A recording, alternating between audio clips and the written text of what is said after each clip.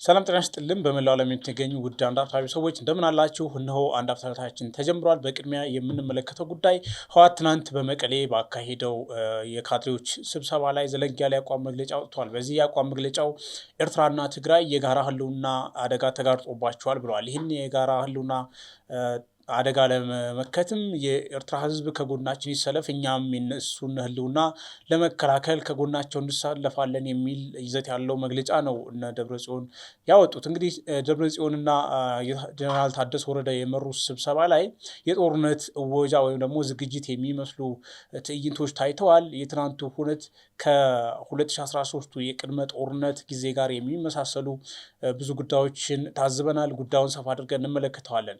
ሁለተኛው ጉዳያችን ኢትዮጵያና ኤርትራ የገቡበትን አሁናዊ ውጥረት አስመልክቶ የተለያዩ ዓለም አቀፍ ሚዲያዎች እንግዲህ ትንተናዎችን ይሰራሉ። ዘ ኢኮኖሚስትም ሰሞኑን ባሰራጨው ዘገባ የኢትዮጵያ መንግስት ወደ አሰብ ለመግባት ወይም ደግሞ አሰብን ለመቆጣጠር ከዛም ሻገር ብሎ የቀይ ባህር ጠረፍን ለመቆጣጠር ዘመቻ ሊያውጅ ይችላል የሚል ትንተና አስነብቧል። በዚህ ትንተና ላይ እንግዲህ የኢትዮጵያ መንግስት ኤርትራን በአጭር ጊዜ ውስጥ በኃይል የመቆጣጠር አቅም አለው የሚል አንደምታ ያለው ትንታኔ ነው። ጉዳዩን ሰፋ አድርገን እንመለከተዋለን። አብራችሁ እንድትቆዩ በአክብሮት እንጋብዛለን። በቅድሚያ መረጃዎች ያልሰናችሁ ወደ ዋናው ጉዳያችን እንገባለን። ደሬና ማንዴ ናቸው። ሰላም መርሽ። በእኔ በኩል ኢትዮጵያና ግብጽ እንግዲህ በታላቁ የኢትዮጵያ ህዳሴ ግድብ ውዝግብ ውስጥ እንዳሉ ይታወቃል። ግብጽ ብዙ ጊዜ የምታቀርበው የነበረው የውሃ መጠን ይቀንስብኛል የሚል ነበር። አሁን ግድቡ ተጠናቆ ካለቀ በኋላ የጎርፍ ስጋት ከብቶኛል የሚል እንግዲህ የክስ አካሄዷን ቀልብሳ ወይም ደግሞ ገልብጣ መጥታለች። ኢትዮጵያ ደግሞ ምንም አይነት የጎርፍ ስጋት በግብጽ የሚሆን በሱዳን ላይ የለም የሚል ግብረ መልስ ሰጥታለች። ደሬ በአንተ በኩል መረጃ አለች አድርሰና። እሺ እኔ ጋ ያለው መረጃ ያው እንግዲህ ከወልቃይት ጠገዴ ጋር በተገናኘ ነው።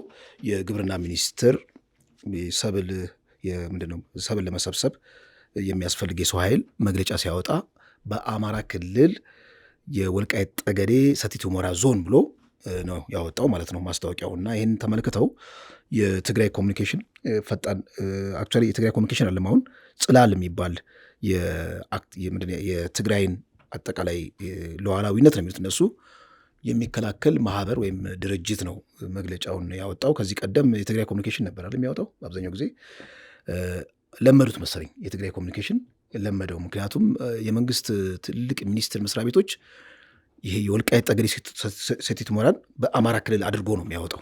ለምሳሌ የፕሬስ ኤጀንሲ ከዚህ ቀደም እንዲሁም ደግሞ አውራ ጎዳና አወጥቷል። አይ ቲንክ ከንግድ ባንክ ጋር በተገናኘ እንደዚህ ቅዋሜ ነበር።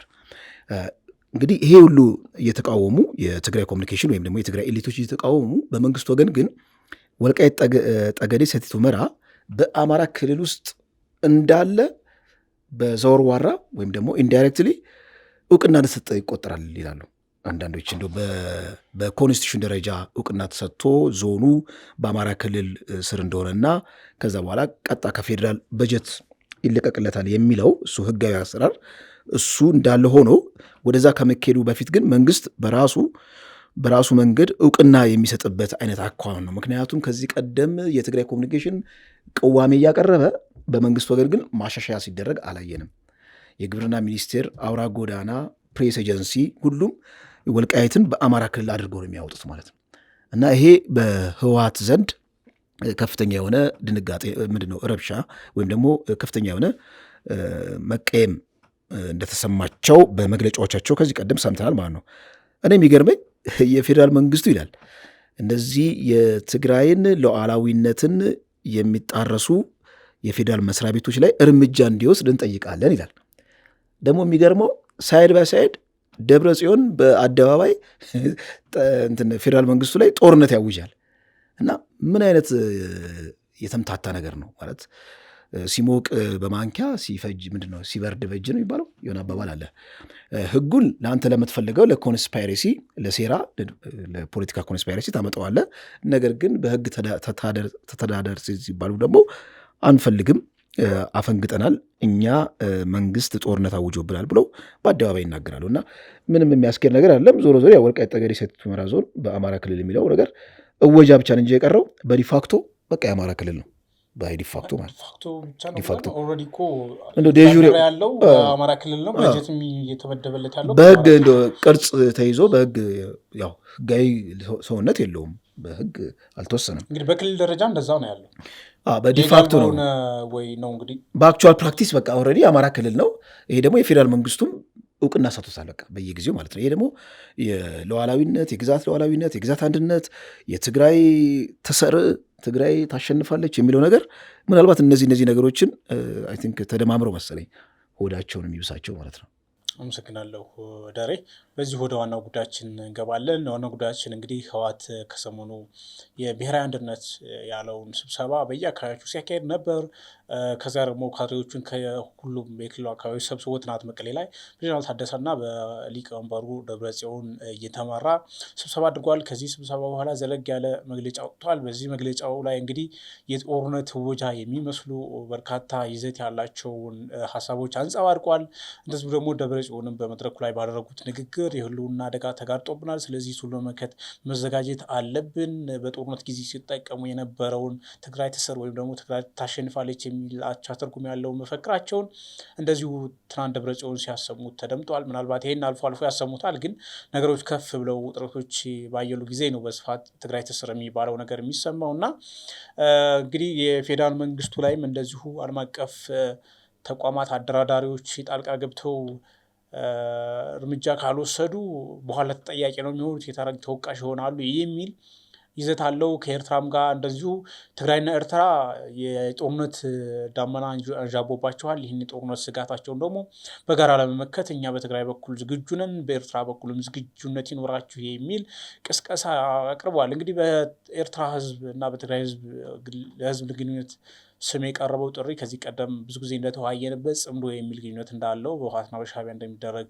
በስፋት ሲነገር ነበር። አማን ላንተ ድል ስጠና እንግዲህ ይሄ ጉዳይ ሄዶ የጦርነት ወጃ የሚባልበት ደረጃ ላይ ነው የደረሰው። ትናንት መቀሌ ላይ ያየነው ድባብ ህወሓት እንግዲህ ቀስ ብሎ ቀስ ያለ በሂደት ከጀነራል ታደሰም ወደዛው እየተሰበሰቡ ነው። መቀሌ ላይ ልክ እንደ 2013 የቅድመ ጦርነት እየተሰበሰበ ነው ያለው። መሰብሰብ ብቻ አይደለም የጦርነት ወጃዎችንም በደንብ እየሰማን ነው። ትናንት እዛ መቀሌ ላይ ይህን ስብሰባ አድርገው አቋም መግለጫ ሲያወጡ ጎን ለጎን ደግሞ ወታደራዊ ስልጠና የወሰዱ ኃይል ሲያስመርቁ አንድ ወታደራዊ አመራራቸው ወደ ጦርነት እንገባለን ኃይላችሁን አዘጋጁ የሚል ንግግር ሲያደርጉ ቃል በቃል ከነሱ ሰዎች የተሰራጨ ቪዲዮ ተመልክተናል። እና አሁን ያለው ሁኔታ በተለይ ከሰሞኑ ካሉት ከመቀሌም ከተሰማው አቋም መግለጫ አንጻር እንዴት ትመዝነዋለህ? ምን ይታያል? አመሰግናለሁ መርሻ። እንግዲህ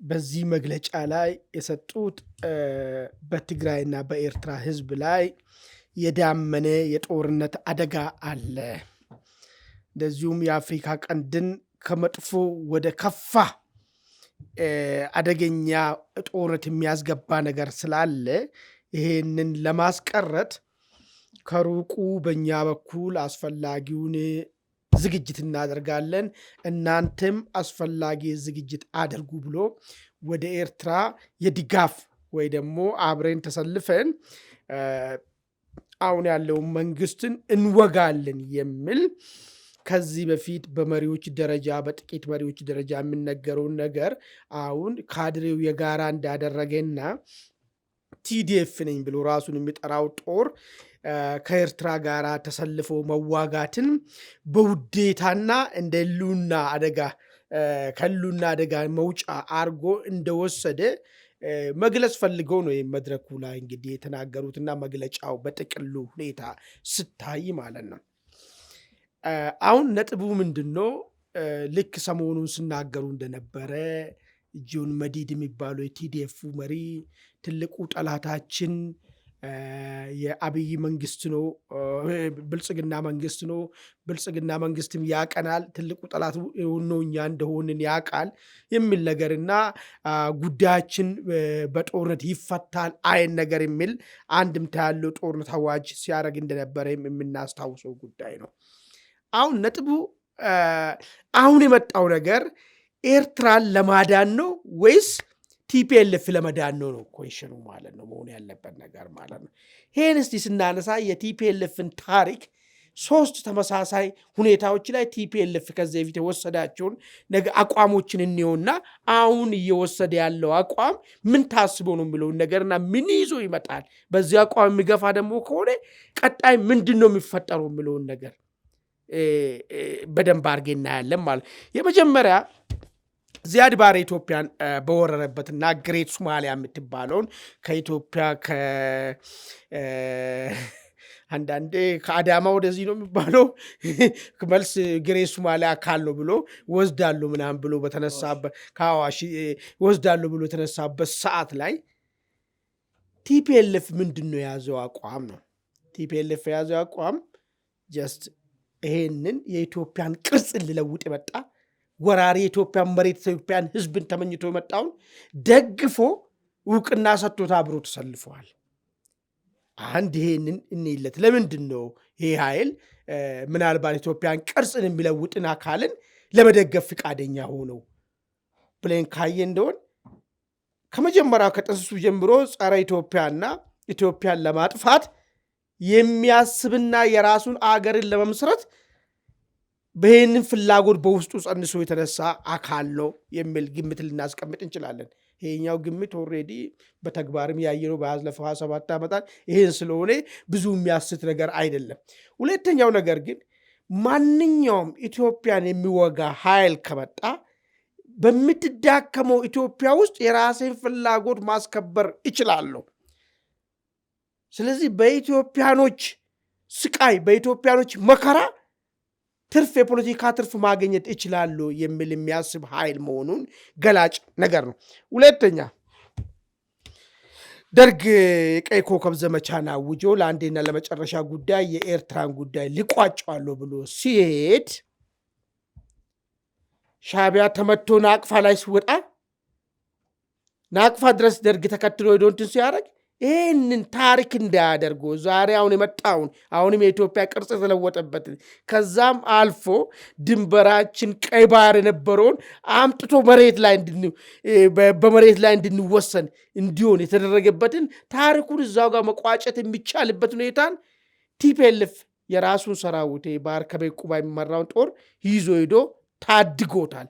ይህንንም ለምን አደረገ ብለን ካሰብን የኢትዮጵያን ባህር በርን ወይ ደግሞ የቀይ ባህር ድንበራችን እንድናጣ በውስጡ ስለሚፈልግ፣ ቅድም እንዳልኩ ኤርትራ እንድትገነጠል በውስጡ ስለሚፈልግ፣ የኢትዮጵያ ቅርጽ እንዲለወጥ ስለሚፈልግ፣ ኢትዮጵያ ጠል ስለሆነ ወይ ደግሞ ሁለተኛው አማራጭ ያስቀመጥኩን በኢትዮጵያ ክሳራ ውስጥ የራሱን ጥቅም ስለሚፈልግ እሱኛው አመዛኝ ሆኖ መጣል። ለምን መጨረሻ ላይ ሻዕቢያን ታደገው።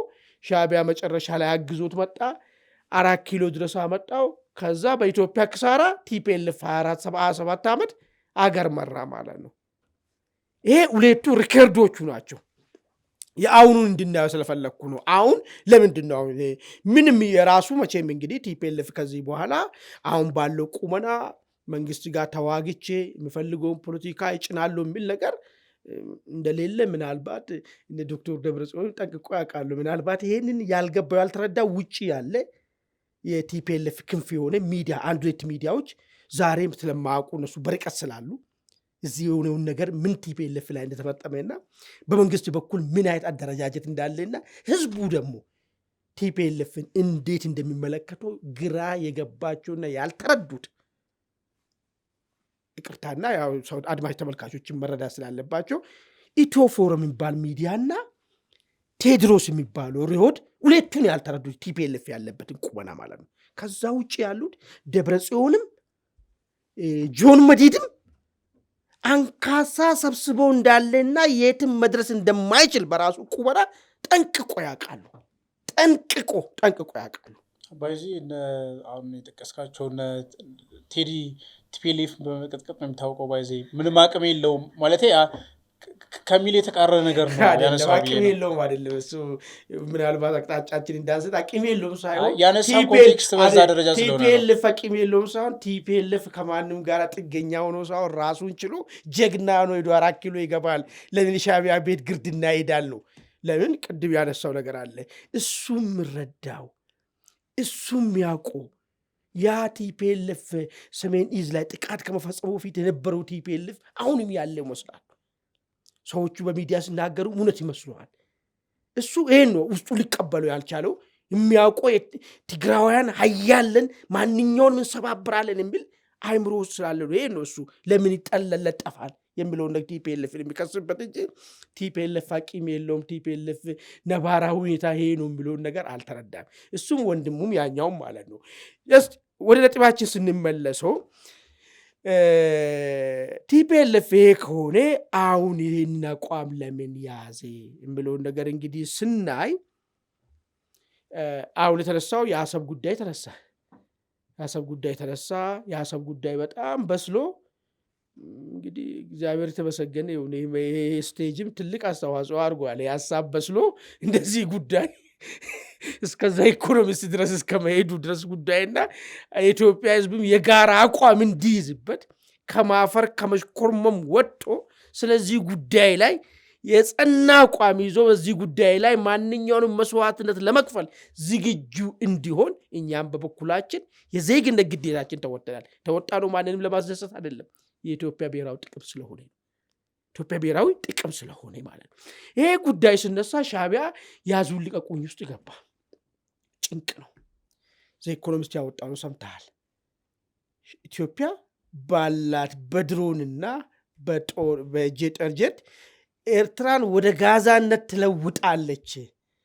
መጨረሻው የሚሆነው የአሰብ ጉዳይ ብቻ ሳይሆን መልሶ ወደ እናት ሀገር መመለስም ጭምርም ሊያጠቃልል ይችላል የሚል ነገር ሲያበጣ እዛ ሻዕቢያ ጋር በጣም ጭንቅ ሲሆን ልክ የቀይ ኮከብ ዘመቻ ዘመን ጭንቅ ውስጥ እንደገቡ አብረን ከምንጠፋ እባካችሁ ድረሱልን፣ ተባባሪነታችሁን ግለጹልን የሚል ነገር ነው። አሁን ይህቺው መግለጫው ትርጉሟ ማለት ነው። ሁለቱ አንድ ላይ ቢተባበሩ ወይ ደግሞ ቲፒኤልኤፍ አሁንም ታሪካዊ ዳግም ክደትን ቢፈጽምና ልክ ዚያድ ባሬም የቀይ ኮከብ ዘመቻም አይነት ነገር እንዳደረገ አድርጎ መጥቶ ቢተባበር ለመተባበሩ ምንድን ነው ምክንያቱ የሚለውን ነገር ቅድም እንዳነሳሁልህ ነገር በጣም ዊርድ የሆነ ነገር አለ። አሁን እዚህ ጋር እንደ ከዚህ በፊቱ የሚለየው ነገር ምንድን ነው? ዊርድ የሆነው ነገር ይሄ አሁን የኢትዮጵያን ክብር ብሔራዊ ጥቅም ማስከበር ከዛም አልፎ ደግሞ ትላንትና አሉላ አባነጋ አሉላ ቁምቢ ትልቅዬ ለሁላችንም ታሪክ የሚሆን ለዛም እነዚህ ቲፒኤልኤፍ ሰዎች አንዳንዶቹ እንግዲህ የአሉላ ቤተሰብ ነን የሚሉ ሰዎች እንኳን ያሉት ነገር ምንድን ነው? የኢትዮጵያ ተፈጥሮ ድንበር ቀይ ባህር ነው የሚለውን ነገር አስቀምጠዋል። እሱን ቃል ይዘን ነው እኛውን ተፈጥሮ ድንበራችን አባቶቻችን ያስከበሩ ለተፈጥሮ ድንበራችን ቀይ ባህር ነው የሚለውን ነገር ለማስመስከር የምንሄደው ማለት ነው። ይሄ ጉዳይ ላይ ተጻራሪ ሆኖ ቲፒኤልኤፍ ሊመጣ የቻለበት ነገር ምንድን ነው ብለን እንዳይንና ምንድን ነው ዊርዱ ድብቁ ነገር ካየን ቀይ ባህር መመለስ ውስጥ ቀይ ባህር ብቻ አይደለም የሚመለሰው፣ ጽንፈኛ ዘረኝነትም ጭምር አብሮ ይቀበራል።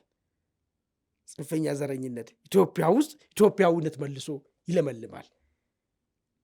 ይሄ ነገር ደግሞ ትልቁ ቲፒኤልኤፍ የሚያውቀው ፖለቲካና ሊኖርበት የሚያስበው ፖለቲካ ይሄ ፖለቲካ ብቻ ነው። ይሄ ፖለቲካ በኢትዮጵያ ሜዳ ላይ ከከሰረና ኢትዮጵያዊነት መልሶ ከለመለመ የመኖርና ያለመኖር ህልውና ነው ማለት ነው። ስለዚህ ቲፒኤልኤፍ ብቻ ሳይሆን ተመሳሳይ ምዕራፍ ውስጥ ያለው ጽንፈኛ ብሔርተኛ ሁሉ ተረባርቦ ሻዕቢያን ለማዳን ይሞክራል። የአሁኑ ነጥብ ለየት የሚያደርጉ ድብቁ ነገር ያልኩ ነገር ማለት ነው። እስቲ አብሮ ቢተጋገዙ ምን ሊያመጡ ይችላሉ የሚለውን ነገር ደግሞ መልሳለሁ። እሱን እንሰጣለሁ ለደረጀ ድርጅተውና ደሬ ወደ አንተ ስመጣ እንግዲህ በህወሓት መግለጫ ላይ የታዘብነው ነገር ጀነራል ታደሰ ከዚህ ቀደም እንግዲህ አንዳንዴ መስኮርመም አንዳንዴ ወደ ፌዴራል መንግስትም ወደ ህወሓትም ሁለቱም አማካይ መስፈር ላይ የመቆም አይነት አዝማሚያዎችን እናይ ነበር። አሁን በግልጽ እንግዲህ የህወሓት ካድሬዎች ናቸው የተጠሩት። አጀንዳውም የህወሓት ነው። እዛ ላይ ሰብሳቢ ሆነው ከደብረ ጽዮን ጋር እኩል ቁጭ ብለው ነው አጀንዳ ሲሰጡ የነበሩት መመሪያ ሲሰጡ የነበሩት እና አልቋል ነገሩ። በቃ በትግራይ ኃይሎች በኩል የጦርነት ዝግጅቱ ተጠናቋል። የፌዴራል መንግስቱም እንግዲህ ጠቅላይ ሚኒስትር ከዚህ ቀደም ሲሉ እንደነበረው መቼስ የሆነ አካል ጦርነት እየተዘጋጀብኝ ነው ብለህ በመሪ ደረጃ በአደባባይ ተነግረህ አንተ ላትዘጋጅ አትችልም። ፌዴራል መንግስቱም እየተዘጋጀ ነው፣ እነሱም እየተዘጋጁ ነው። ወደ ቀድሞ ጦርነት የመመለስ ሂደቱ እየተፋጠነ ነው የሚሉ ሀሳቦች እንዲነሱ አድርገዋል። በአንተ በኩል ምንድን ነው የሚታይ? ምን አንደምታ አለው? እሺ፣ አመሰግናለሁ መርሻ። 4 ሴናሪዎችን ማስቀመጥ ይቻላል በዚህ ጉዳይ ላይ። አንደኛ ከትግራይ ብሔርተኝነት የሚመነጭ ነው። እንደምታውቁት ብሔርተኝነት ነዳጆች አሉት እና ነዳጆቹ ሲያልቅ ሌላ ነዳጅ ያመጣል። ከዛ በኋላ መጨረሻ ላይ የሚያጣጥርበት ደረጃም ሊደርስ ይችላል ማለት ነው። እስቲ 4 ሴናሪዎች እናስቀምጥ። አንደኛ ከብሔርተኝነት ጋር የሚገናኝ ነገር ምንድን ነው? ይሄ ሪዴንቲዝም የሚሉት ምንድን ነው? ቦታን ያማከለ ብሔርተኝነት ማለት ነው። ትግራይ ማለት ሉዓላዊ ግዛት አላት። ወልቃይትና ጠገዴ፣ ሰቲት ሁመራ የትግራይ ነው። ስለዚህ እኛ ስልጣን ላይ የወጣ ነው ይህንን ሉዓላዊ ግዛት ለማስከበር ነው የሚል ትርክት እስካሁን ገዢ ነበር። አይታችሁት ከሆነ ማለት ነው። ይሄ ነዳጁን ጨረሰ። አሁን ማለት የትግራይ ህዝብንም ስሜት ብዙም ሊቀሰቅስ አልቻለም። ስለዚህ ወደ ሁለተኛው የብሔርተኝነት ሌላው ደግሞ ነዳጅ ምንድን ነው? ይህ ሲጅ ሜንታሊቲ ምንድን ነው? ተከባሃል፣ ልጠፋ ነው፣ አጥቂ መጣብህ፣ ጠላት መጣብህ የሚለው ሌላው የብሔርተኝነት ዋነኛ ምሰሶ ነው ማለት ነው። ስለዚህ ይሄ ሁለተኛው ምሰሶን ከፍ ለማድረግ የኤርትራን ኮዝ ማምጣት የግድ አስፈላጊ ነው። ሻዕቢያን ሊመታ የሚመጣው ብልጽግና አንተንም አያተርፍህም፣ ሊያጠፋ ነው የሚለው የብሔርተኞች ዋነኛ መቀስቀሻ ማለት ነው። የስሜት መቀስቀሻ ተከባሃል፣ ልጠፋ ነው፣ ሲጅ ሜንታሊቲ የሚለውን ነገር በሁለተኛነት ያመጡት ይመስለኛል። ሶስተኛ የሚመነጨው ከፖለቲካል አድርባይነት ነው።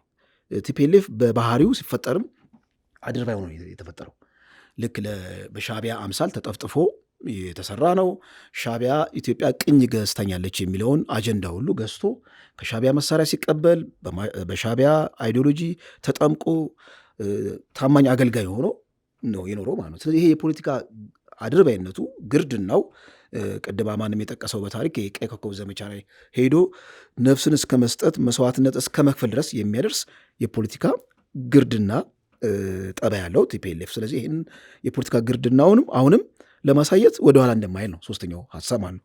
አራተኛው ሊሆን የሚችለው እንደምታውቁት ኢማጂን እንዲሆነ የትግራይ ሪፐብሊክ አለ። አንዳንዴ እቺ አሁን ያለችውን ፕሮፐር ትግራይን ያደርጓታል። ሌሎቹ ደግሞ ከኤርትራ ጋር ተቀላቅላ ሀገረ አጋዚያን የሚል የሆነ ቅዠት ሀገር የሚያስቡ አሉ። በተለይ እነዚህ ሀፍ ትግራይ ሀፍ ኤርትራ ተወላጅ የሆኑ ዲያስፖራ ቤዝ ያደረጉ ማለት ነው። ብዙ ጊዜ እነዚህ ጽንፈኛ ናቸው። የነ ደብረ ጽዮንን ቡድንም የሚደግፉ ናቸው እና ስለዚህ አሰብን ወደ ኢትዮጵያ የምናመጣ ከሆነ የቀባር አክሰስ የሚኖረን ከሆነ ወደፊት ከምትመሰረተው የትግራይ አካል ተቆርሶ እንደተወሰደ ነው የሚቆጠረው እና አይመለከተንም። እኛ ወደፊት የምንፈጥራት ሀገራችን ከሱ ግዛት ተቆርሶ እንሄድ አንፈልግም የሚል አይነት በጣም ዊርድ የሆነ ሀሳብ አላቸው ማለት ነው። እነዚህ 4 የሆኑ ሴናሪዎቹ ምናልባት ቲፒኤልኤፍ በአደባባይ ለሻዕቢያ ለማገዝና እስከ መጨረሻውም መስዋዕትነትን ለመክፈል ዝግጁ ነኝ የሚለውን ነገር አመጣ ማለት ነው። እንግዲህ አሁን በቲፒኤልኤፍ ቋንቋ በቲፒኤልኤፍ መዝገበ ቃላት ሀገራዊ ብሔርተኝነት የሚባል ነገር የለም። ብሔራዊ ጥቅም የሚባል ነገር የለም። ታሪክ ወይ በ100 ዓመት ወይ ሲፈልጉም በ30 ዓመት ቀደውና ሰፍተው ነው የሚያዘጋጁት። ስለዚህ በአብዛኛው ጊዜ የክህደት ተግባር ስለሆነ ለነሱ የባህር አክሰስ አሰብ የሚባለው ነገር ልክ እንደ ቧልት ነው የሚያዩት ማለት ነው። አሁን ጦርነቱ ምንድን ነው? ቲፒኤልኤፍ በራሱ ብዙ ፍንካቾች አሉት ነው። እንግዲህ አሁን ፍንካቾቹን ራሱ መዘርዘር አለብን ነው። የቲፒኤልኤፍ ፍንካች ቲፒኤፍ የሚባለው አሁንም ብዙ ሚሊሻና ብዙ ታጣቂ ወደ እሱ እየገባ ነው። እንዲሁም ዛሬ ያየው ዜና ወደ 30 የሚጠጉ ሚሊሻዎች ወደ ሀራ መሬት ሲገቡ በቪዲዮ ሁሉ ዜና ሰርተዋል ማለት ነው። እና ዕለት በዕለት ከቲፒኤልኤፍ የሚፈነከተው ኃይል እየወደለ እያደገ ነው። አንዴ ነው። ሌላው ቲፒኤልኤፍ አሁን ያልከው በጣም ሃርድ ላይ ነው እና እጅግ በጣም ጽንፈኛ ወይም ዘረኛ የሆነው ወይም ደግሞ ይሄ ብሉይ ህወሓት የሚባለው የድሮን በጣም የጽንፈኛውን አጀንዳ የሙጤ ብሎ ከሻዕቢያ ጋር ለመወዳጀት የሚፍጨረጨረው የቲፒኤልኤፍ የሆነ ፍንካች ነው። ሌሎች ፍንካቾችም አሉ በውስጡ ማለት ነው፣ በራሱ ማለት ነው። እና ይሄ አጀንዳ በራሱ እንደ ኮንሰንሰስ ተወስዶ የቲፒኤልኤፍ የፈጠረውን ትግራይ ብሔርተኝነትን ህዳሴ ሊያመጣ አይችልም። ምክንያቱም ብሔረተኝነቱ በብዙ መለኪያ ተፈትኖ ወድቋል እና ምናልባት ከመፈክርና ጠብ አጫሪነት ምናልባት ያለፈ እንዲሁም ደግሞ ያው የተረፉትን ጦራቸውንም እሱን አስተባብረው ከሻዕቢያ ጋር ሆኖ ለመዋጋት አይጥሩም ብለን አንደመድብም ማለት ነው። ነገር ግን ምናልባት ወደ ሁለተኛ አጀንዳ ሊወስድን የሚችለው የቲፒኤልኤፍ የትግራይ አቋም እንዳለ ሆኖ ምናልባት ከሻዕቢያ ወገን ያለው ዝግጁነት አለ። እንግዲህ ዘ ኢኮኖሚስት የሚወጣው ሀሳብ አለ። እሱንና ሻዕቢያ አሁን እየተራመደበት ያለው ነገር አሁን ቅድም ያቋረጥኩት ሀሳብ ምን ይፈጠራል ይመስለኛል። ቲፒኤልኤፍ ያቀረበውን ጥሪ ተከትሎ ከኤርትራ ጋር እንግዲህ የህዝብ ለህዝብ ግንኙነት ነው የሚባለው፣ ያው ጽምዶ የሚባለውን ወይም ደግሞ በአቻ ትርጉሙ ጥምረት የሚባለውን እንቅስቃሴያቸውን ሻዕቢያና ቲፒኤልኤፍ ቀንደኛ አክቲቪስቶችን አሰልፈው ከፊት እንደሚያስፈጽሙት ክሊር ነው። ምንም የተደበቀ ሀቅ የለውም። ምናልባት ፖለቲካ ስለሆነ ህዝብ ለህዝብ ነው ትለዋለህ፣ ውስጡ ግን ምንም ይሄ በደንብ በግልጽ የታወቀ በእነሱ ደጋፊዎች በተቃዋሚዎቻቸውም ብዙ አካላት የተገነዘቡት ጉዳይ ነው እና እንደተባለው የጋራ ጦርነት ስጋት አለብን፣ ቀጠናውንም ሊያተራምስ የሚችል ስለዚህ እሱ ላይ እኛ በደንብ ቦልድ ከግንባር ቀደም ተሰልፈን እንከላከላለን፣ እናንተም እንደኛው ተሰለፉ የሚል አይነት በጋራ እንቁም አይነት ነገር ነው። እንግዲህ የሚሉት ለሰላም ወይም ደግሞ ጦርነቱን ለመመከት የሚል ነው። ግን ደግሞ ወደ ጦርነት አብረን እንግባም የሚል አንደምታም በዚህ ውስጥ ታገኝበታልና ምን ይታያል? ጥሩ። አንድ መስተካከል ያለበት ቲፒኤልኤፍ ጥሪ ለሻዕቢያ አደረገ ወይስ የሻዕቢያን ትዕዛዝን በአደባባይ ተቀባይነቱን ኮንፈርም አደረገ የሚል በሚሉ ነገር አሁን እነሱ ምንድነው ጥሪ ሲያደርጉ ልክ ይሄንን የመጣውን አደጋ ልንቀለብስ አብረን መቆም አለብን ብሎ ኢኒሺዬሽኑ ከቲፒኤልኤፍ አካባቢ እንዳለ አስመስሎ ማሳየት የፈለጉበት ምክንያታቸው ቲፒኤልኤፍ ውስጥ ሻዕቢያን በተመለከተ የጸና የኖረ የልዩነት አቋም ስላለ ነው። ይሄ ደግሞ ወዴት ነው የምወስደን? በኢትዮ ኤርትራ ጦርነት ዘመን ነው የምወስደን። እንግዲህ እነስዬ በጻፉ መጽሐፋቸው ላይ መለስን የቁም እስረኛ አድርገን ነው የተዋጋ ነው የሚሉት። አቶ ገብሩ ይህን ነገር ነው የምናገሩት። መዋጋት የማይፈልጉ ፕሮ ሻዕቢያ የሆኑ ሰዎች እንዳሉ ቲፒኤልኤፍ ውስጥ የለም። እኛና ሻዕቢያና ኢትዮጵያ እናቆየውና ሻዕቢያና ቲፒኤልኤፍ መካከል መስመር ሊኖረን ይገባል፣ የግርድና ነገር ሊኖረን አይገባም የሚሉ የጸና ደግሞ አቋም ያላቸው እነዚህ ተወልዴ ቡድን የሚባሉት ማለት ነው የኖረ አቋም አለ ማለት ነው። አሁንም ነገሩ አይታችሁ ከሆነ ማለት ነው ማናተቺ ጀነራሏ ባለፈ እኔ ተንቤን ተወልጄ የአሉላ ሀገር ልጄን ታሪክማ ግርድና አልገባም ብላ ሄደውቱ ሴቷ ዘውዲ ክሮስ ማለት ነው። እንደዚህ ይሄ አሁን ፕሮፓጋንዳ ስጋት ውስጥ ስለገቡና ፖለቲካሊ ለበል እንደረጋለን ብሎ ልክ እነሱ ለሻዕቢያ ጥሪ እንዳቀረቡ ለማድረግ የፈለጉት እነሱ የሚፈለገው ነገር ምንድነው? ሻዕቢያ ምንድነው ህዝቡ ውስጥ የጋራ አቋም ፈጥራቸዋል ወይ በዚህ ጉዳይ ላይ የሚለውን ነገር ነው የሚጠብቀው ሻዕቢያ ማለት ነው። ግን እነሱ ለሻዕቢያ ጥሪ እንዳደረጉና ሀሳቡ መጀመሪያ ከቲፒኤልኤፍ አካባቢ መጣ አስመስሉ ለማቅረብ ገረድ አይደለንም ለማለት ማለት ነው ያመጡት ነገር ነው። እሱ በዛ ደረጃ አይቀበል ነው የሚል ነገር ነው። ሁለተኛ ምን ይዞ ይመጣል የሚለው ጉዳይ እንግዲህ ስናይ የመጀመሪያ ደረጃ ይዞ የሚመጣው ነገር ምንድነው? ወደ ጦርነቱ ከመግባቱ በፊት የሚፈጠሩ ነገሮችን ለማስቀመጥ ልሞክር። ቲፒኤልኤፍ ጋር ያለው ሰዎች ልክ አሁንም ሌላ ፍንካች ይገጥመዋል። ምን አይነት ፍንካች መሰለን? ይሄ የጸና ፒውሪፋይድ የሆነ የሻዕቢያን ግርድናን የሚቀበለው ኔት የሆነው እኔ በአካባቢ አልጠቅሰውም እነሱ ስለሚተዋወቁ ማለት ነው። ኔት የሆነውን ብቻ ነጥሮ እስኪወጣ ድረስ የተወሰነው በየቀኑ እየተገነጠለ የሻዕቢያማ አሽከር አልሆንም፣ የሻዕቢያማ ገረድ አልሆንም እያለ እየተናደ ይሄዳል። ነገሩ እየጠነከረ በመጣ ቁጥር ማለት ነው። ሌላኛው ቡድን ደግሞ ምንድን ነው? በገብረ ዋህድ የሚባለው ሰው የሚመራ ቡድን የባለፈው ትግል ዋጋ አስከፍሎናል።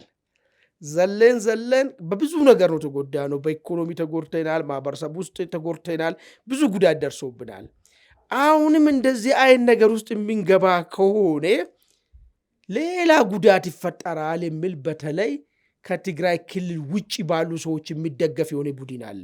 እሱም ኮምፕሊት ይህንን አቋም አይደግፍም። ለምን? ለራሱ ሰርቫይቫል ስል ማለት ነው። ሌላውንም ፍንካች ገጥሟል ማለት ነው። ይህ ፍንካች ገጥሞት ከዛ በኋላ የቀረው ሻዕቢያ ጋር ቢሄድ ምን ሊፈጠር ይችላል ነው እንግዲህ ዋና ነጥቡ ማለት ነው። ምን ሊፈጥር ይችላል? የሚደረገው ጦርነቱ ምን አይነት ጦርነት ነው ይደረጋል ተብሎ ኤክስፔክት የሚደረገው? ቴክኖሎጂ ኦሪየንትድ የሆነ ጦርነቱ የሚደረገው አሁን በሰው ኃይል ላይ ብቻ የተንጠለጠለ ጦርነት አይደለም የሚሆነው። በድሮን ዘ ኢኮኖሚስትም ያቀረበ ነገር አለ። በድሮን በዘመናዊ የጦር ጄቶች የታጀበ ነገር ነው የሚሆነው። ይሄን እንደዚህ አይነት ጦርነቶችን ሰርቫይቭ ማድረግ ሻዕቢያና ቲፒኤልኤፍ አንድ ላይ ቢደመሩ እንኳን ሰርቫይቭ ማድረግ ይችላሉ ወይ ነው? ሰርቫይቭ ማድረግ ይችላሉ ወይ? ቲፒኤልኤፍ እኮ ያኔ ሰሜን ኢዝ ላይ ኪደት የፈጠረ ጊዜ ምንም የሚያሳፍር ነገር አይደለም። ከመንግስት የተሻለ ቁመና ላይ እኮ ነበሩ እኮ በመሳሪያ በምናምን ማለት ነው። ነገር ግን አንድ ነገር ነው ያልነበረው፣ ጦር አየር ኃይሉን አልያዝም፣ ፕላስ ድሮን የሚባል ጨዋታ ውስጥ አለ የለውም። ስለዚህ በቀላሉ መንኮታኮች አለ። አሁንስ ሻዕቢያና ቲፒኤልኤፍ አንድ ላይ ቢደመሩ በሰው ኃይልና በመሳሪያ ቢደመሩ ጫወታው የቴክኖሎጂ ከሆነ ምንድነው ሊመጣ የሚችለው ብለህ ቢገምት ያው ዝም ብለህ ለሰዎች ለሆነ ቡድኖች ደስ የሚል ትንተና ልስጥ ካላልክ በስተቀር ወይ ደግሞ ራስን ላታልል ካላልክ በስተቀር ጦርነቱ በሰው ኃይል የሚደረግ ወይ የሚሊሻ ጦርነት እንደማይሆን እያወቅ ሁለቱ አንድ ላይ ተጣምሮ አይደለም ወረታች መጥቶ መንግስት ሊገለብጡ መቀሌን ምናልባት ለሳምንታት በእጃቸው ይቆያሉ ወይ ብለህ ቢገምት እንደማይሆን ነው። አይደለም ገፍቶ መምጣት ማለት ነው። ገፍቶ መምጣት ማለት ነው። ይሄ ነው እንግዲህ በጣም አደገኛ ነገሩ ምን ሊፈጠር ይችላል የሚለውን ነገር ማለት ነው። እነሱ ብቻ አይደለም በትጥቅ ትግልም እየታገልኩ ነው የሚለው ኃይል በኦሮሚያም በአማራም ያለ ቢደረብ ጫወታው በድሮንና በዘመናዊ ጦር መሳሪያዎች በዘመናዊ አየር ኃይል ስለሚሆን ምንም እዚህ ግባ የሚባል ነገር መፈጠር እንደማይቻል ይታወቃል። ነገር ግን የሻዕቢያን ሞት ወይ ደግሞ የኢትዮጵያን የራሷን የሆነ ቀይ ባህር ድንበሯን የምታገኝበትን ቀናትን በቀናት ልታራዝም ትችላለህ። ይሄ ነው ሊሆን የሚችለው ነገር፣ የማተር ኦፍ ቀናት ማለት ነው። ዝም ብለህ የሆነ እንትን በሚታረግበት ሁኔታ ዛሬ ማስመለስ የሚቻለውን ነገር ወደ ዛሬ ሳምንት ልታራዝም ትችላለህ እንጂ ከዛ የዘለለ ምንም አይነት ነገር ነገሩን ሊያስተጓጉል የሚችል ሁኔታ የሚፈጠርበት ነገር የለም።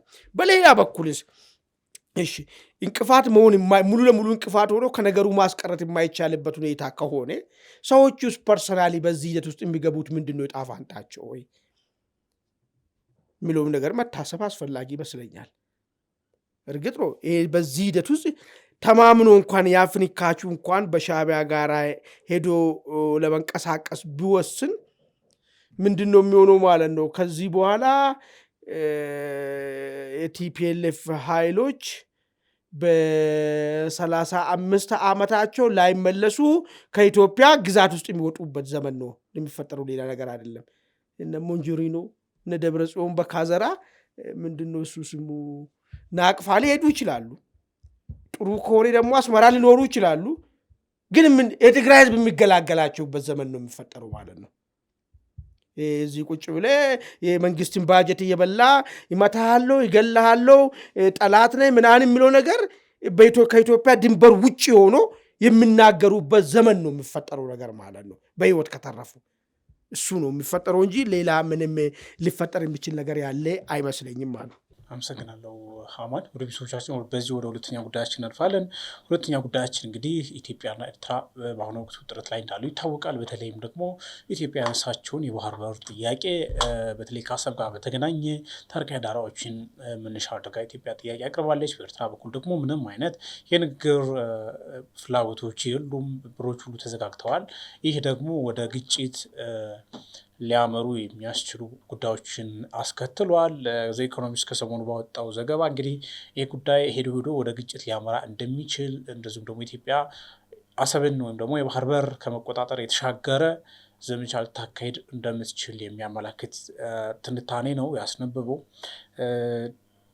ደሩ ላንተ ድል ስጥ። ቅድም ስታነሳው ስለነበረ ያቋረጥኩትንም ሀሳብ አብረህ ልትሄድበት ትችላለህ። ይሄ ዘገባ እንግዲህ እያለ ያለው እንግዲህ ከፍ ባለ ሚዛን ነው ነገሮች የሚተነትኑት። እነሱ እንግዲህ ከኛም ይሁን ከነሱ በኩል ኢንተረስት ብዙ ኖራቸው አይደለም። ግን ሀስጎንጋውን ምንድን ነው መሬት ላይ ያለውን ነገር የሚለውን ነገር ነው በብዛት መዝነው እንደዛ አይነት ጽሁፎችን የሚያሰራጩትና ከጽሁፉ ምን ታዘብክ? እሺ አመሰግናለሁ። ምናልባት በሁለት ከፋፍዬ ማየት እችላለሁ። መጀመሪያ ያው ያስቀመጠው ሴናሪዮ ምንድን ነው ኢትዮጵያ አስመራን ልክ እንደ ጋዛ የማድረግ አቅም አላት። ያም ደግሞ ዝም ብሎ ኮንቬንሽናል የሆነ ጦርነት ብቻ ሳይሆን በድሮንና በአየር ኃይል የበላይነት በቀላሉ ወደ ፍርስራሽነት መቀየር ትችላለች የሚል ነገር ነው እና ጽሁፉ ላይ ስትመለከት መንግስት ወገን በጣም ከረር መረር ያለ በዚህ በአሰብ በሲ አክሰስ ጉዳይ ተደጋጋሚ የሆኑ ትርክቶችን ወደ መድረክ እያመጣ እንደሆነ ዋቢ አድርጓል። እንዲሁም የአምባሳደር ዲና ሙፍቲ ጽሁፍ ነበረ ሆርን ሪቪው ላይ ወጣ። 2 ስቴትን ያቀፈ ዩኒየን የሆነ ይቋቋም የሚለው ራሱ በቀላሉ ከዚህ ከ4 ኪሎ የመነጨና 4 ኪሎ እየሄደበት ያለውን አካሄድ በደንብ የሚያሳይ ነው እዛው ጽሁፍ ላይ ስትመለከት ማለት ነው። አሁን ግን ጆሮን ጭው የሚያደርግ ወይም ደግሞ ትኩረት የሳበው ነገር ይሄ አስመራ እንደ ጋዛ የሚለው ጉዳይ ነው። አስመራ እንደ ጋዛ ኦኬ። ኢትዮጵያ የሲ አክሰስን በሁለት መንገድ ምናልባት ተያዝን በል። አንደኛው አሰብን ይዛ ዝም ብትል ምናልባት ከጽሁፉ ጋር በተገናኝም ሊሆን ይችላል። አሰብን ይዛ ነገር ግን ፈርዘር የሆነ ኦፕሬሽን ሳታደርግ አሰብን ብቻ ያዘች እንበል። ስለዚህ ምን ሀፕል ሊያደርግ ይችላል ነው። ሻቢያ ያው ግብረ መልስ አለው። የሻቢያ ግብረ መልስ ከጦርነቱ በፊትም የራሱ የሆነ አካሄድ እየሄደ ነው። ምክንያቱም ፊት ለፊት በቴክኖሎጂ ዋይዝ ከኢትዮጵያ መንግስት ጋር ለመዋጋት አቅሙ ስለሌለው ሻቢያ ሊያደርግ የሚችለው አማራጭ ምንድን ነው? ኢትዮጵያ ውስጥ ያሉትን ጉጥረቶች እነሱን ስፖንሰር በማድረግ ወይም ደግሞ እነሱ ላይ የበለጠ ነዳጅ በማርከፍከፍ የመንግስትን አቅም የማዳከም ስራ ሊሰራ ይችላል።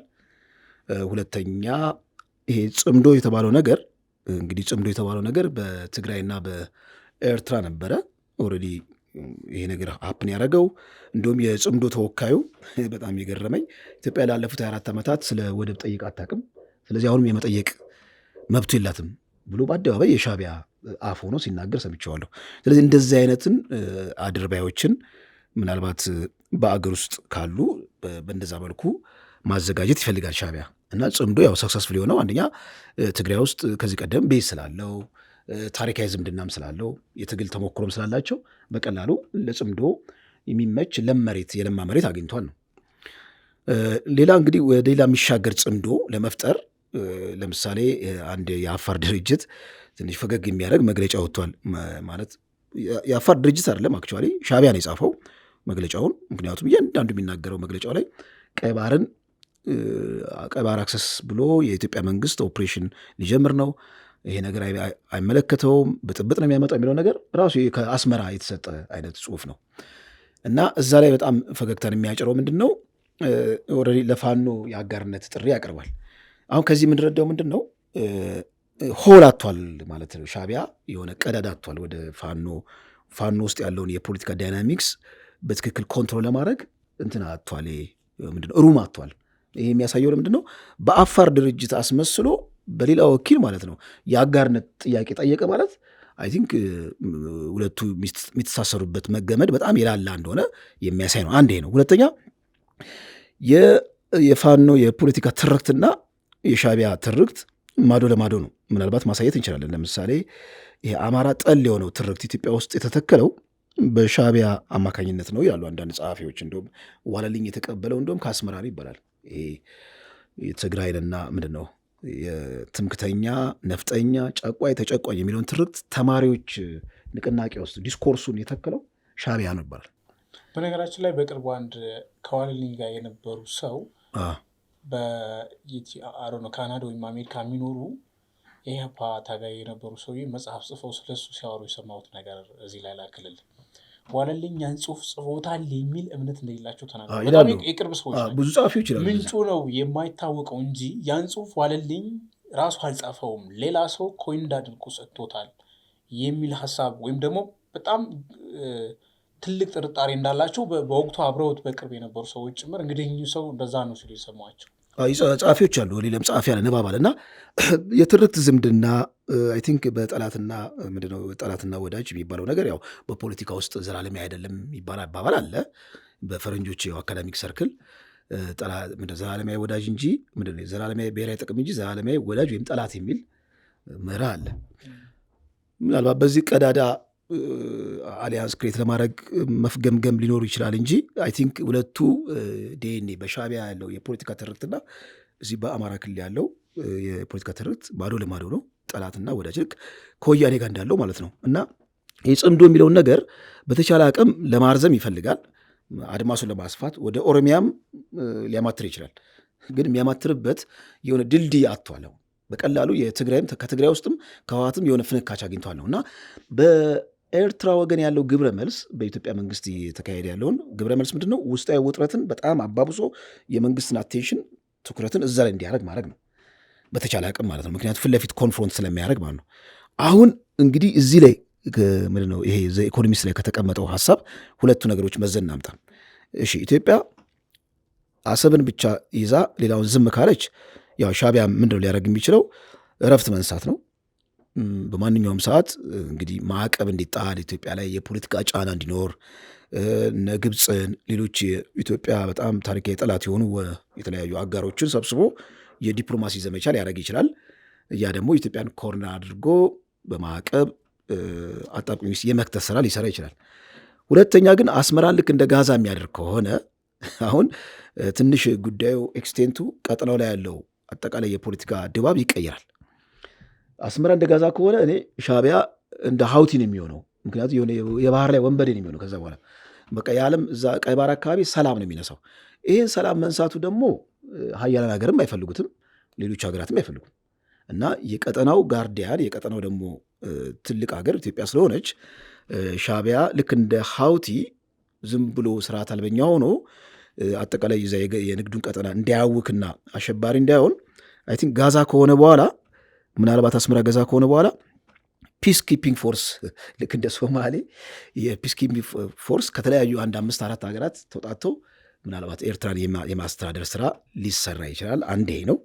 ሁለተኛ የሱዳን አይነት ሴናሪዮ ሊፈጠር ይችላል። ሱዳን ኤርትራ ሳናቅም 2-3 ኃይሎች አፈንግጠው ወጥተው እርስ በርስ የሚፋለሙበት ሁኔታ ሊፈጠር ይችላል። ምክንያቱም አሁን በአንድ አምባገነን መንግስት በአንድ አምባገነን መሪ አርጩሜ የምትተዳደር ሀገር የውሸት ሰላም ነው ያላት። ያ አምባገነን መሪ ገሸሽ ሲል ወይም በሞት ሲለይ ማለት ነው ያቺ ሀገር ባዶ እንደሆነች ምንም አይነት አይ ቲንክ መመራመርም አያስፈልግም። በርካታ የታሪካዊ ሁነቶችን ማጣቀስ ይቻላል። በአፍሪካ ውስጥም በዓለም ውስጥ አምባገነን መሪዎች ከወንበራቸው ዞር ሲሉ የሀገር ትርምስ ውስጥ የሚገባው እንደ ኤርትራ ያለች ደግሞ በጣም የደቀቀች በኢኮኖሚ የደቀቀች በብዙ መልኩ ምጣኔ ሀብታዊ ድቀት የደረሰባት ማለት ነው። ስለዚህ ብዙ ሸክም ኢቭን መንግስት ላይ ያለ ማለት ኢትዮጵያ መንግስት ላይ ሳይሆን የዓለም አቀፍ ኮሚኒቲ አሁን ለምንድን ነው ኢኮኖሚስት እኮ ቀላል መጽሔት እኮ አይደለም፣ ዝም ብሎ መጽሔት አይደለም እኮ ይሄ እኮ የዓለም አቀፍ የገናና ሀገሮች ልሳን ነው። ለምንድን ነው በዚህ መልኩ መጠቆም የተፈለገው?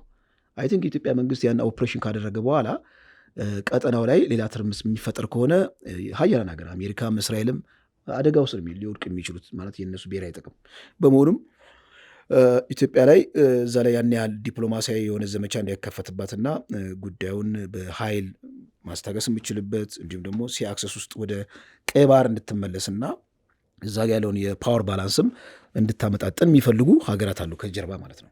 ኢትዮጵያ ወደ ቀይ ባህር መመለስ የግብፅን ጉሮሮ ለማነቅ ግብፅ የምትፈጥረውን ይሄ በጣም የዛ አካባቢ ውዥንብርን እሱን ለማስታገስ እንዲሁም ደግሞ ከሀውቲ ጋር ያለው የነውጥ እንቅስቃሴ አልቡርሃን ብዙ በተኖችን አይ ቲንክ መነካካት ይቻላል ማለት ነው። ኢትዮጵያ ወደ ቀይ ባህር መመለስ ማለት ነው እና መመለሱን ከጀርባ የሚፈልጉ ሀያላን ሀገራት አሉ። እንደ ዝም ብላ ኢትዮጵያ ብቻ ከመሬት ተነስቶ ሸንጦን ብቻ በቃ ቀይ ባህር ወይም ሞት ብለን ብቻ ለምንሄድበት እና ከጀርባችን እኔ ታላላቅ ሀገራት እንዳሉ እንደውም ሊጠቁም የሚችል ነገር ነው የኢኮኖሚስት መጽሔት ሀሳብ የሚመስለኝ ማለት ነው። አመሰግናለሁ። አማን ባንተ በኩል እንዴት ነው? ጥሩ እንግዲህ እኔ ትንሽ አስመራ እንደ ጋዛ ብሎ ነገር ሊፈጠር ይችላል ብዬ አላስብም። እሱ ነገር ለምንድን ነው እንደዛም አላስበው? ቀጥሎ የሚመጣው እንትን አደገኛ ነገር ነው። ቅድም ደረጀ ነካ ማድረግ የፈለገው ነገር ሙሉ ለሙሉ ወይ ስርዓታዊ ለውጥና ያን የሚተካ ኃይል ባልተፈጠረበት ሁኔታ አስመራ እንደ ጋዛ የሚሆን ከሆነ እነዚህ በቀይ ባህር አካባቢ ያሉት የሽብር ኃይሎች ሁሉ ጥሩ መሸሸጊያ ቦታ ነው የሚያገኙት ማለት ነው። እና አልሸባብ በለው እና ሀውቲን በለው። ስለዚህ ይሄ ለሌላ አገር ከዚህ በተደጋጋሚ ተናግረናል። አሜሪካ ምንድን ነው ያላት ቀይ ባህር ላይ ምናምን የሚለውን ነገር ከ12 እስከ 12% የዚህ ዓለም ንግድ የሚንቀሳቀስበት መስመር ነው ያ መስመር። እዛ ጋር አሜሪካ ትልቅ ኢንተረስት አላት። ይሄ መስመር አደጋ ውስጥ ገባ ማለት ብዙ ችግር እንደሚመጣ ታውቃለች። ነዳጅ ዋጋ እንደሚጨምር፣ ሌላም ነገሮች 1-4 ነገሮች ከዚህ በፊት አንስቻቸዋለሁ መደጋገም እንዳይሆንና ማለት ነው። ስለዚህ ይህንን ቦታውን አስመራ እንደ ጋዛ ሆነች ማለት ለዚህኛው ሴናሪዮ ክፍት ነገር ነው የሚሆነው ማለት ነው። ምንድነው ምን ሰዶ ማሳደድ ካማሪ አይን ነገር ነው የሚሆነው ማለት ነው። አንድ የሆነ ጨቋኝ አምባገነንና ዜጎቹን በባርነት ደረጃ የሚገዛውን ኃይል አስወግዳለሁ ብለህ ሄደህ ቀጠናው አካባቢ ላይ እነዚህ የሽብርተኛውን መፈንጫና ጭራሽ አልፎም ተርፎ የቀይ ባህሩ ንግድ መስመር ከቁጥጥር ውጭ የሚሆንበት ሁኔታዎችን እንዲፈጠር የሚፈቀድ አይመስለኝም። ስለዚህ ምንድን ነው ሊሆን የሚችለው የሚለውን ነገር ሁለት አማራጭ የሚሆን ነገር ይመስለኛል። አንደኛ በሁለቱ ሀገራት መካከል ያለው የኢትዮጵያ ብሔራዊ ጥቅም ጀርባ የራሳቸውን ብሔራዊ ጥቅም የሚያሰሉ ኃይሎች አሉ። ይህ የሚካድ ጉዳይ አይደለም። ኢትዮጵያ ወደ ቀይ ባህር ወጣች ማለት አንድ ሪስፖንሲቢሊቲ የሚሰማት አንድ ለኢስላሚስት ኤክስትሪሚስት ለሆኑ ኃይሎች ምቹ ያልሆነች ስቴት እዚህ አካባቢ ላይ መጣች ማለት የመረጋጊያ ቀጠና እየተፈጠረ እየሄደ መሆኑን የሚያስቡ እንደነ እስራኤል አይነት ከሩቅ አመትሮ የሚያዩት እንደነ እስራኤል ስቴቶች ይህንን እንደ አድቫንቴጅ ያዩታል። ሁለተኛ በተለይ እነዚህ ከሽብርተኛ ጋር ተያይዞ ተባባሪ ሀገር መሆኗና ኮንሲስተንት በሆነ ሁኔታ ይህንን ስታሳይ ለነበረችው ለአሜሪካ ጥሩ አጋር ሀገር እዚህ አካባቢ መምጣት የችግሩን ግማሽ ሊቀርፍልን ይችላል የሚል ነገር አለ ማለት የኢትዮጵያ ብሔራዊ ጥቅም እንዳለ ሆኖ። ስለዚህ ምንድነው ሊሆን የሚችለው? ጫወታው በቃ ሻዕቢያ ተገዶም ሆነ ወዶ በተወሰነ ቀናት ግጭትም ቢሆን ምናምን አሰብ ኢትዮጵያ የምትይዝበት ሁኔታ ከዛ በኋላ ምንም አዲስ ነገር ስለሌለ በአደራዳሪዎች የሚደራደሩበትና ነገሩ በእርቅ የሚፈታበት ሁኔታ ሊፈጠር ይችላል የሚል ነው ግምት ያለኝ። ይሄ ካልሆነ ግን ዘወረስቱ የሚባለው ነገር ግን ማኔጀብል የሆነ ነገር ምንድነው ሊፈጠር የሚችለው? እዛው ሻዕቢያ ውስጥ ባይዘው ሻዕቢያ ውስጥ አሁን ብዙ ሰው እንደዚህ ሻዕቢያ ይዋጋል እንትን ይላል ምናምን እንዴ እስቲ ኢማጂን 1/3 እኮ ፖፑሌሽን እኮ ነው ጥሎ እኮ ሄደው እኮ ከኛ በላይ እኮ እነሱ በጣም እኮ ነው እኮ ጠንቅቆ ነው የሚያውቁት። በቃ አይሆንም የሚለውን ነገር እንደው አንዳንድ ነገር እኮ ማውራትም ስለሚከብድ ነገር ነው ማውራትም ስለሌለብን አይን ነገር እንጂ አይሆንም ብሎ እኮ ዜጎቹ አሁን የኖሩበት ያለውን ነገር አይሆንም ሊሆንም የማይገባ ነው ብሎ እኮ እንትን የተቃወሙት አኗኗር ውስጥ ነው የተቃወምኩ አኗኗር ውስጥ እንደዚህ በዚህ ደረጃ እድል መጥቶ ማን ነው ተባባሪ የሚሆነው? አይሆንም ያልከውን ነገር አንተ ላይ እንዲቆየ ታደርጋለህ። ግን ፍሬሚንጉ ነው አሁን ጉዳዩ ላይ ማለት ነው የሚደረገው ሻዕቢያ በኩል ይሄ ግጭት ብነሳ ጉዳዩን እንዴት አድርጎ ነው ፍሬም የሚያደርገው ነው። እሱ ነው ትንሽ ቀል ሊወስድ የሚችለው ነገር እንጂ ሰራዊቱም ተባባሪ አይደለም። እድሜ እኮ አልቋል ያለ ብቻ እኮ ነው የቀረው እኮ ወጣት የሆነ እኮ ሁሉም እኮ በተገኘው አጋጣሚ ከአገር እኮ ወጥቶ ጨርሷል እኮ። ታዳጊም እያደገ ሲመጣ እንዴት ሆኜ በኩል ነው የምወጣው? አንተ በዘጠነኛ ክፍል እያለ ስለ ስደት ታስባለህ? አንድ 9ኛ ክፍል ልጅ እኮ በቃ እንዴት አድርጌ ነው የሚወጣው ከኤርትራ እያለ ነው የሚያስበው። ስለዚህ አሁን ያለው እዛ የቀረው ሽማግሌው ምንም ማድረግ ስለማይችል በዚህ ዕድሜ የትም መሄድ የለብኝም በሚል ግዴታ ሆኖበት ቁጭ ያለ ስለሆነ በምን ሁኔታ ሊዋጋ የሚችለው ነው። ስለዚህ በሻዕቢያ ውስጥ ራሱ የሪፎርም ኃይል የሚነሳ ይመስለኛል። ራሳቸው ራሱ እንዳልሆነ ነገሩ የሚሆን ነገር እንዳልሆነ የተረዱ ይመስለኛል። ስለዚህ እንደዚህ አይነት ነገሮች መጥቶ ነገሮችን መለወጥና በሌላ መንገድ አሁን ኢሳያስ ሃንድል ከሚያደርጉበት መንገድ በሌላ መንገድ ጉዳዩን ሃንድል ለማድረግ የሚዘጋጅ ኃይል ሊፈጠር ይችላሉ። ከሱ ጋራ ምንም ችግር የለውም። ምንም እንትም ስለማይኖርበት የአሰብን ጉዳይ አብረን ጨርሰን ጥሩ ጎረቤት ሆነን አብረን የምንቀጥልበት ሁኔታ ሊፈጠር ይችላል። እኔ እሱ ነው የሚታየኝ እንጂ ሪጅም ቼንጂንጉ የሚያመጣው አደገኛ ነገርም ሊያመጣም ይችላል።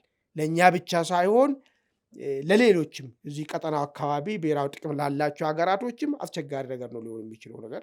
ስለዚህ እንደ ጋዛ የሚለው ነገር ብዙም ሊሆን የሚችል ቴንደንሲ ያለ አይመስለኝም። ከዛ መለስ ያለ ነገር የሚሆኑ ይመስለኛል ማለት ነው። አመሰግናለሁ ሀማን። ወደ ቤተሰቦቻችን የዛሬውን አንድ አፍታ እዚህ ላይ ቆይተናል። ስለተከታተላችሁን በእጅጉ እናመሰግናለን። ጤና ይስጥልን።